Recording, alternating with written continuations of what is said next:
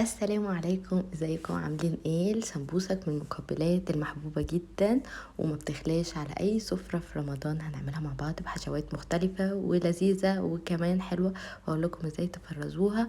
يلا بينا نشوف اول حشوة. اول حاجة عندي هنا اوراق الفراخ او صدور، بس الاوراق بتكون طعمها ألذ. قطعتها مكعبات بالحجم المتوسط ده. في كمان مشروم فريش او معلب اللي انتوا تحبوه، هقطعه برضو معايا. وبعد كده عندي هنا في طاسة هنزل زيت، واول ما الزيت يسخن عندي كويس جدا انا حطيت معلقتين من الزيت.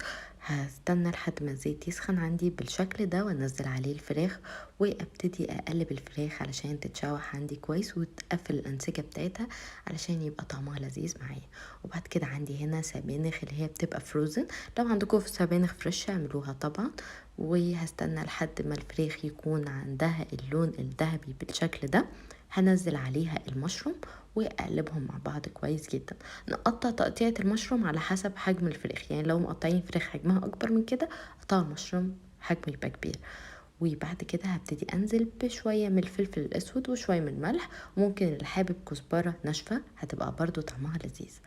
وهقلب مع بعض كل المكونات عندي، وزي ما انتم شايفين الفراخ اخدت لون الذهبي. بعد كده هنزل عندي بنص من الكيس بتاع السبانخ، بتبقى طعمها لذيذ جدا حتى للناس اللي مش بتحب السبانخ، او يعني الاطفال كمان اللي مش بيحبوا او ياكلوا الخضار.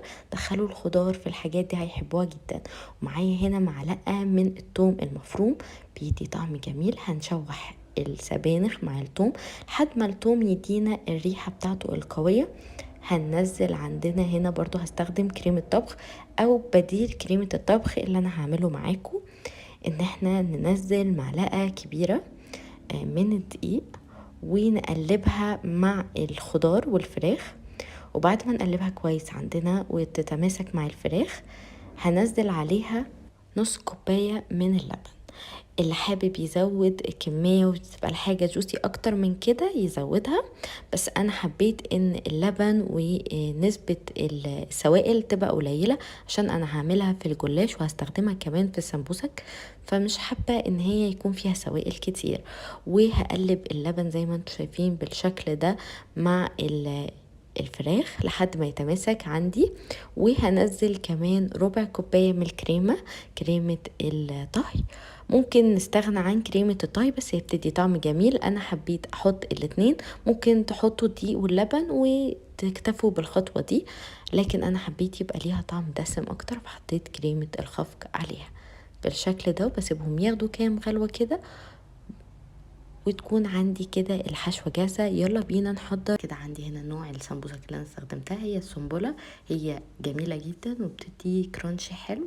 فيلا بينا نشوف باقي الحشوات. عندي هنا مشكل كيري مع لانشون مدخن، لحمة وفراخ متقطعين مكعبات بيتباع عند السوبر ماركت او ممكن احنا نعمله في البيت. وكمان جبنة حلوم متقطعة مكعبات بالشكل ده، وممكن جبنة موتزاريلا او شيدر او فلامنك، اي نوع جبنة انتوا بتحبوه. ومعايا هنا كمان الباسترما مع كيري برضو اشتريتها من السوبر ماركت وزيتون. وعندي هنا ورق السمبوسك برضو بنحافظ على ورق السمبوسك واحنا بنعمله بنحطه في كيس عشان ما ينشفش معانا. وجنبينا هنا بنحط طبق بيكون فيه ميه مع دقيق، بس يكون الدقيق اكتر من ميه، يعني معلقتين دقيق على معلقه ميه، ونعمل عندنا الخليط ده. بعد كده هنبتدي نشتغل بقى في السمبوسك عشان تطلع شكلها حلو وكلهم نفس الشكل. هنعمل ايه؟ هنحط الحشو في الطرف الاولاني اللي هو يعتبر الطرف اللي في الجنب الشمال، بنبدأ بيه وبنعمله على شكل مثلث، بنتني على الجنب التاني وبعد كده هنمشي على خط مستقيم نعمل مثلثات بالشكل ده بكل سهولة جدا. نحاول نظبط السمبوسك بتاعنا ان هي توصل من الخط ده للخط ده ومن الخط ده للخط ده لحد ما نوصل للنهاية. في النهاية خالص هنكون جايبين عندنا العجينة بتاعتنا، هندهن الطرف بتاعنا علشان نلزقه كويس جدا ونضغط عليه حاجة بسيطة ونحطه على الطرف اللي احنا عاملينه عشان يلزق في العجينة.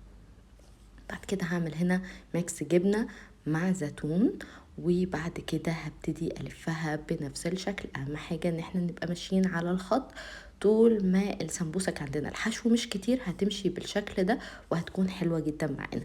هنيجي بقى في الحشو اللانشون، هيبقى الحشو اكبر شوية، فلما هتيجي نلفها مش هتيجي معانا زي التانية، هتبقى فيها حشو اكتر. فهنحاول بس نخليها الشكل المثلث زي ما انتم شايفين بالشكل ده.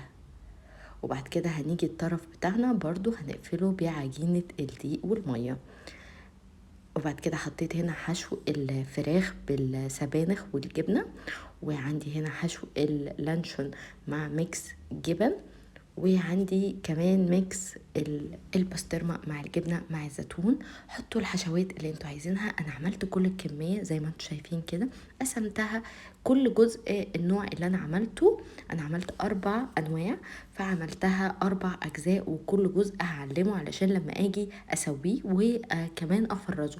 هشيل نصه هحطه في طبق محكم الغلق، واحطهم ما يكونوش لازقين في بعض ولا ضاغطين على بعض بالشكل ده، ويكونوا متعاكسين في الطبق علشان لما نيجي نطلعهم. بعد كده عندي هنا زيت غزير هسخنه كويس جدا، وهبتدي انزل فيه السمبوسك عندي. اهم حاجة ان الزيت يكون مغطيها علشان تتحمر من جميع الاتجاهات بالشكل ده، ويفضل ان ما يكونش فيه كتير في الطاسة علشان كلهم يستووا وياخدوا نفس السوا.